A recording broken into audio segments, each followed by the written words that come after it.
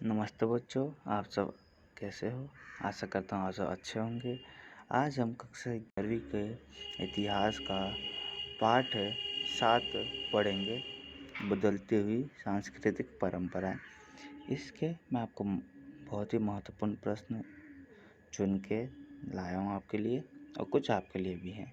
तो video start करने से पहले अगर आप चैनल पर नए हैं तो चैनल को सब्सक्राइब कर लें और बेल आइकन को ऑल पे सेलेक्ट कर लें, ताकि आगे आने वाली वीडियो आपको जल्द से जल्द मिल सके। आप देख सकते हैं यहाँ पे आपके एजुकेशन के लिए बहुत वीडियो है, ठीक है, तो कोई दिक्कत नहीं, ठीक है।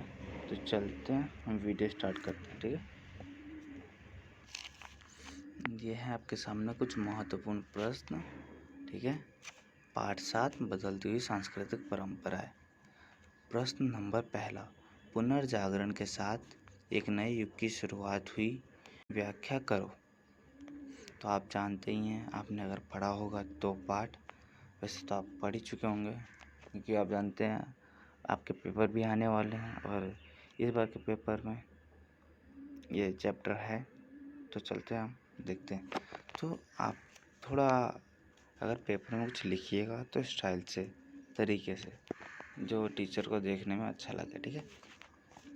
जैसे पुनर्जागरण के साथ एक नए युग की शुरुआत हुई, इसका निम्नलिखित कारण है, ठीक है। ऐसे करके हेडिंग डाल के लिखिएगा, जो थोड़ा प्रभाव पड़ रहा है टीचर पे।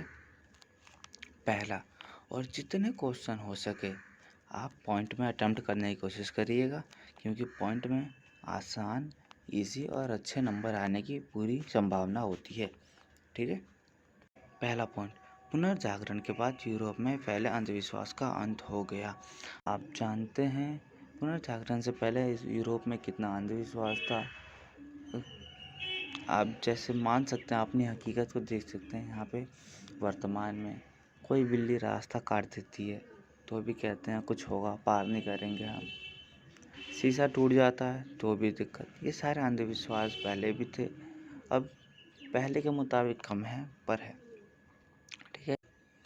पॉइंट नंबर 2, पुनर्जागरण के बाद मानवतावाद की भावना जागी, मानव को महत्व देने लगा। जब पुनर्जागरण हुआ उसके बाद मानवतावाद की भावना जगी,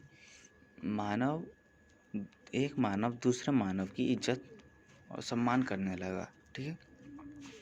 पॉइंट नंबर 3, पुनर्जागरण के बाद जो वैज्ञानिक हुए उन्होंने प्रमाणित करके दिखाया कि जो भ्रम में फैले हैं वैसे नहीं है जैसे उन्हें लगते हैं।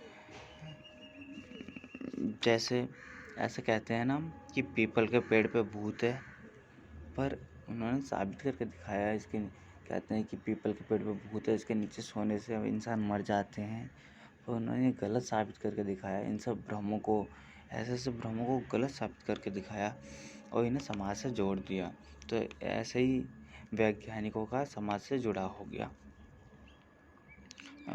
पॉइंट नंबर 4, पुनर्जागरण के बाद स्कूल और कॉलेजों की स्थापना से शिक्षा का प्रसार हुआ। पुनर्जागरण के बाद पहले एक ही मत की शिक्षा थी, उसमें ढंग से सही तरीके से नहीं पढ़ाते, तो उसके बाद स्कूलों कॉलेजों की स्थापना हुई, जिससे बच्चों बड़ों में शिक्षा का प्रसार हुआ, उनमें सोचने समझने की शक्ति प्रसारित हुई। पॉइंट नंबर 5, वैज्ञानिकों ने छापेखानों के लिए नई नई मशीनों का निर्माण किया और उसे बहुत सारे पुस्तकें छापी, जिससे शिक्षा का प्रसार हुआ और अंधविश्वास दूर हो गए। पुनर्जागरण से पहले वहाँ पे छापेखाने वगैरह थे, पर उनमें मशीन की कमी थी, मशीन ढंग की नहीं थी। पुनर्जागरण के बाद उनमें नई नई मशीनों का निर्माण किया, जो वैज्ञानिक हुए, अच्छी अच्छी मशीनें बनी, जिसे छापेखाने में पुस्तकें, न्यूज़, छापेखाने वहाँ होते हैं जहाँ छपती हैं ये सब चीज़ें, तो उन सब में और लोगों ने उन्हें पढ़ा और उनमें शिक्षा का प्रसार हुआ, उनमें ज्ञान बढ़ा। जैसे आप न्यूज़पेपर, किताबें पढ़ते हैं तो आप में ज्ञान बढ़ता है, उसी तरह उनमें बढ़ा। और छठा पॉइंट है, जो विद्वान थे उनके द्वारा समाज में ज्ञान का प्रचार प्रसार हुआ। जो पहले से ही विद्वान थे उन्होंने भी अपने ज्ञान को समाज में बांटा, विस्तृत किया, समझाया लोगों को। ठीक है। पुनर्जागरण के बाद धर्म के प्रति लोगों के दृष्टिकोण में बदलाव आया। जो पुनर्जागरण हुआ उसके बाद धर्म जो था, पहले लोग आंख बंद करके विश्वास कर लेते थे, अंधविश्वास कर लेते थे, पर अब ऐसा नहीं हुआ। उन्हें समझ आई और उनका धर्म के प्रति दृष्टिकोण बदला। तो ये सब क्वेश्चन आपको 5 नंबर में मिल जाएंगे। अगर 5 नंबर में ना मिले फिर भी आप पॉइंट याद कर लीजिएगा। अगर 5 नंबर का हो तो आप 6 पॉइंट लिखिएगा, उससे आपका फ़ायदा। अगर 1 पॉइंट इधर उधर होता है तो आपको अगले वाले में 1 पॉइंट मिल जाएगा। चलते हैं प्रश्न नंबर दूसरे की तरफ। प्रश्न सेकंड, कोपरनिकस से क्रांति क्या थी?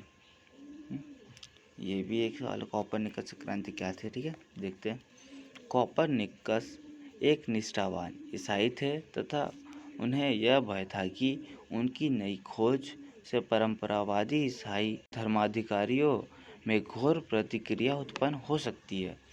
तो ये कोपरनिकस के बारे में, इनके बारे में 1-2 पॉइंट भी बता देते हैं।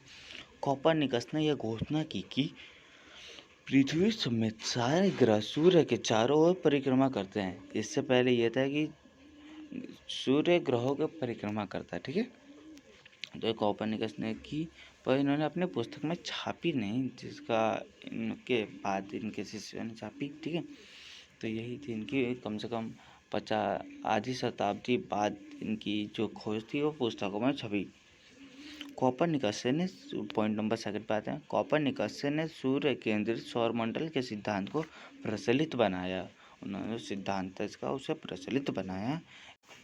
पॉइंट नंबर 3, यह प्रमाणित हुआ कि सारे ग्रह सूर्य के चारों ओर वृत्ताकार रूप में नहीं बल्कि दीर्घ वृत्ताकार मार्ग पर परिक्रमा करते हैं। ठीक है, ये उन्होंने प्रमाणित किया।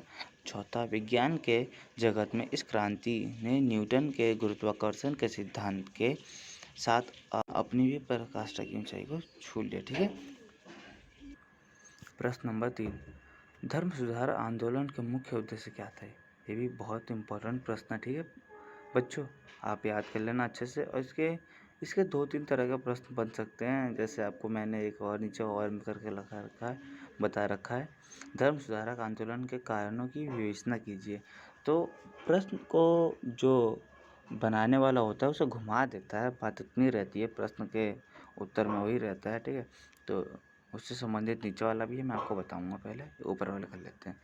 तो इसका पहला पॉइंट है, पोप के विलासितापूर्ण जीवन और जनसाधारण के कष्टपूर्ण जीवन में बहुत अंतर था।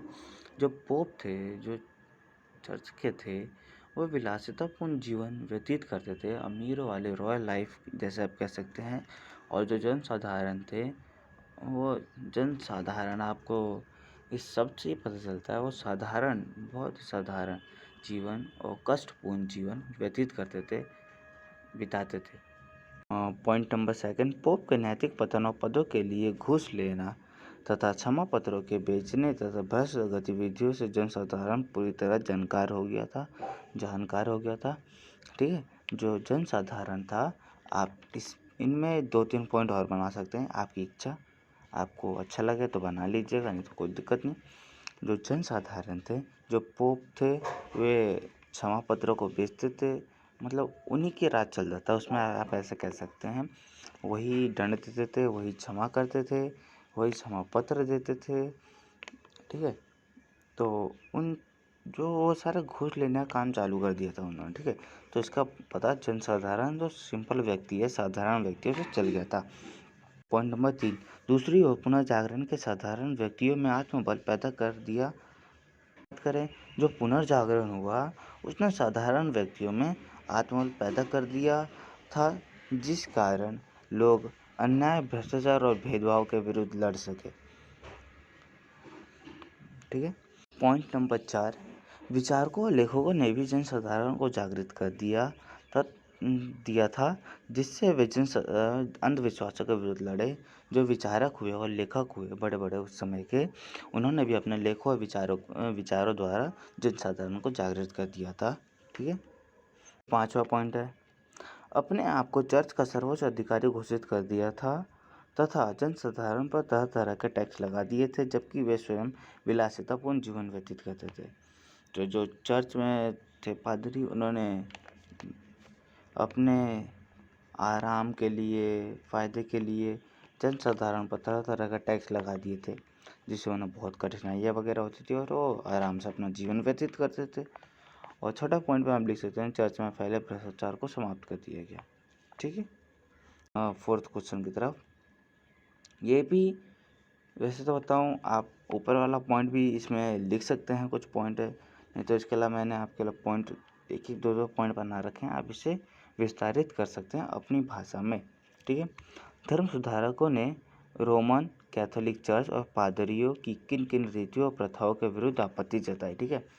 तो पहला पॉइंट नंबर पहला, या आंसर समझ लीजिए, आप इसे आपको बढ़ाना है केवल एक एक दो लाइन में। भ्रष्ट तरीके, जो रोमन कैथोलिक चर्च के पादरी थे, उनके बहुत, मैं आपको बताता चलता हूँ, उनके जो तरीके थे वो बहुत भ्रष्ट थे। जैसे आप ऊपर देखा आपने कि वो विलासितापूर्ण जीवन व्यतीत करते तो जनसाधारण को कष्ट मिलता था उससे। तो ये आप लिख सकते हैं, रोमन और कैथोलिक चर्च के पादरी स्वयं विलासितापूर्ण जीवन व्यतीत करते थे और जनसाधारण कष्टपूर्ण जीवन व्यतीत करता था। और आप नीचे है थर्ड पॉइंट, घूसखोरी, लोगों से घूस लेकर अपना उनका काम करवाते थे, आप ऐसा लिख सकते हैं। पदों की बिक्री, जो रोमन कैथोलिक चर्च के पादरी थे वे कुछ पैसों के लिए पदों की बिक्री करते थे। ठीक है। उपहार, आप ऐसा लिख सकते हैं, जो थोड़े अमीर व्यक्ति थे वो रोमन कैथोलिक चर्च और पादरियों को कुछ उपहार देकर जो बड़े बड़े पद होते थे उन्हें हासिल कर लेते थे। क्षमा पत्रों का बेचना, ये भी बात ऊपर है। तो ऐसे ही आप पॉइंट बना कर लिख सकते हैं, रोमन कैथोलिक चर्च और पादरी क्षमा पत्रों को बेचते थे और लाभ कमाते थे। चर्च में आंतरिक फूट, जब ये बात पता चली, जो बड़े बड़े पादरी थे जब ये सब काम करते थे, ये बात दूसरों को पता चली और अन्य पादरियों को, तो उनमें आंतरिक फूट हुई। दूसरी शिक्षा, वहाँ पे ढंग की शिक्षा नहीं थी, एक ही प्रकार की शिक्षा थी, जिससे और जो शिक्षा थी उसका प्रसार प्रचार नहीं हो पा रहा था। ठीक है। तो आप इन्हें ऐसे बढ़ा के लिख सकते हैं, आप पढ़ लीजिए। अगर आपको चाहिए बढ़ा के तो नीचे कमेंट जरूर करिएगा। ठीक है। प्रश्न नंबर 5, केवल आपके लिए 5 ही प्रश्न लाऊं। अगर एक चैप्टर से आपको 5 प्रश्न है और पाँचों आपको आने के सवाल है तो आप क्यों नहीं करेंगे, है ना। ठीक है। प्रश्न नंबर 5, मार्टिन लूथर किंग कौन थे? उसने धर्म सुधार आंदोलनों में क्या योगदान दिया? उत्तर, आप इसमें 2-3 तरह का प्रश्न आप देख सकते हैं। पहला, मार्टिन लूथर कौन था? आप प्रश्न को समझिए, उसके बाद उसके हिसाब से उत्तर दीजिए। पहले आपको बताना मार्टिन लूथर कौन था, उसने धर्म सुधार आंदोलन में उसका क्या योगदान था, फिर ये नीचे बताना आपको। ठीक है। मार्टिन लूथर किंग जर्मनी में धर्म सुधार आंदोलन का प्रवक्ता था। वह पोप तथा कैथोलिक चर्च का कट्टर विरोधी था, क्योंकि वे जनता का अत्यधिक शोषण करते थे। इसलिए जो मार्टिन लूथर था वो पोप तथा कैथोलिक चर्च का कट्टर विरोधी था। धर्म सुधार आंदोलन में उसकी योगदान जो था वो नीचे ऐसे लिखेंगे, एक पॉइंट लिख के यहाँ पे लिख देंगे धर्म सुधार आंदोलन का यह ऐसे है। ठीक है। फिर इसके नीचे लिखेंगे योगदान उनका। उसने ईसाई तथा बाइबल की सत्ता को स्वीकार किया, परंतु चर्च की निरंकुशता को नकार दिया। ठीक है, पहला पॉइंट। दूसरा, उसने इस बात का प्रचार किया कि चर्च द्वारा निर्धारित कर्मों से मुक्ति नहीं मिल सकती, इसके लिए ईश्वर में अटूट आस्था रखनी जरूरी है।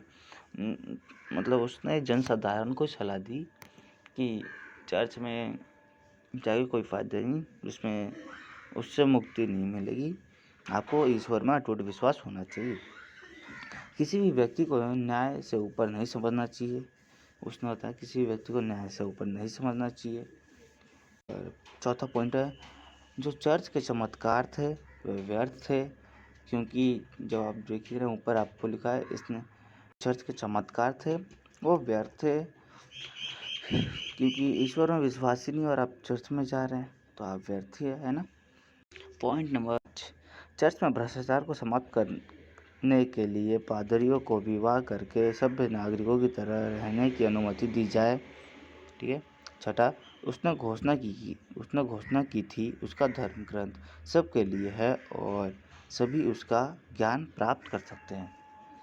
तो बच्चों, ये कुछ 5 प्रश्न जो 7वां चैप्टर है बदलती हुई सांस्कृतिक परंपराएं उससे लिए गए थे।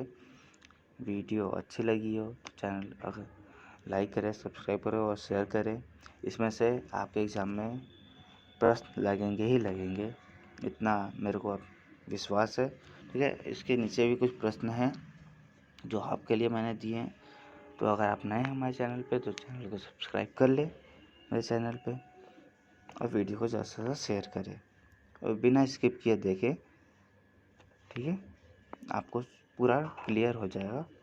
कुछ प्रश्न नीचे हैं, उन्हें देखते हैं। जैसे प्रश्न नंबर पहला, ये आपको खुद करने हैं। अगर आपसे नहीं होते तो मेरे को कमेंट करके बताइएगा, मैं आपको फिर बताऊंगा, इन पर वीडियो बनाऊंगा। पुनर्जागरण सबसे पहले इटली में ही क्यों प्रारंभ हुआ? ठीक है, पहला। दूसरा, 16वीं शताब्दी की धार्मिक उथल पुथल के प्रभाव का उल्लेख कीजिए। तीसरा, कला क्षेत्र पर पुनर्जागरण के प्रभाव का वर्णन कीजिए।